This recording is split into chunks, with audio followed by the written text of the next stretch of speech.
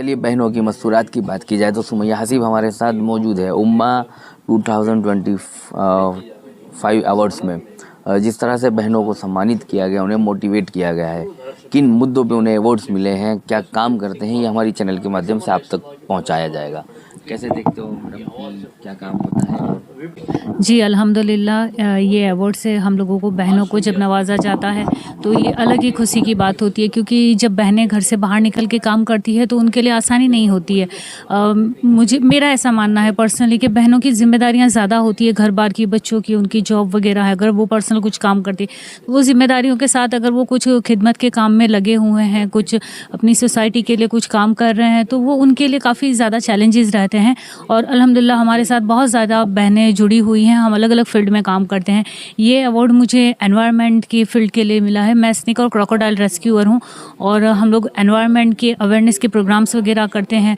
हम लोग अल्लाह की बनाई कुदरत का किस तरह से ख्याल रखना है, उसको किस तरह से बचाना है, उस पे अवेयरनेस के प्रोग्राम्स करते हैं और उस पे काम करते हैं इंशाल्लाह।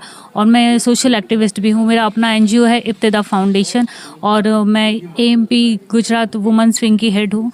और हमारे साथ एएमपी में और इब्तिदा फाउंडेशन में कई सारी बहनें जुड़ी हुई हैं और हम लोग उनकी एजुकेशन अवेयरनेस, सोशल अवेयरनेस, जो आजकल केसेस होते हैं रेप के वगैरह के, वो सब अवेयरनेस पे काम करते हैं। तो औरतों को सबसे पहले अवेयर करना बहुत ज़रूरी है कि क्या प्रॉब्लम चल रही है अपनी सोसाइटी में, उसको किस तरह फाइट करना है, उसके साथ किस तरह लड़ना है, किस तरह बाहर निकलना उससे। और जो मुल्क के हालात हो रहे हैं वो हमारे फेवर में बिल्कुल भी नहीं है। हम सब जानते हैं कि हमारे भाइयों के, हमारे बच्चों के, हमारे घर के, खास करके आदमी लोगों के क्या हालात है बाहर निकल के।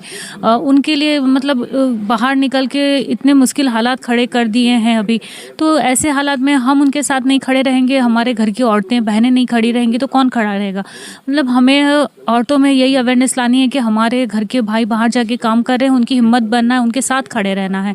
तो इसी तरह से जो औरतें घर में बैठ के बस ज़िंदगी को इतना समझती है कि खाना पीना ही ज़िंदगी, खा लिया पी लिया, घर के काम कर लिए, वही ज़िंदगी, नहीं, अब वो टाइम नहीं है। अब टाइम बदल चुका है। आपको घर से बाहर निकलना होगा, एजुकेशन पे फोकस करना होगा, आपको ईमान के साथ में आगे बढ़ना होगा, काम करना होगा, बाहर निकल के भी काम करना होगा आपको।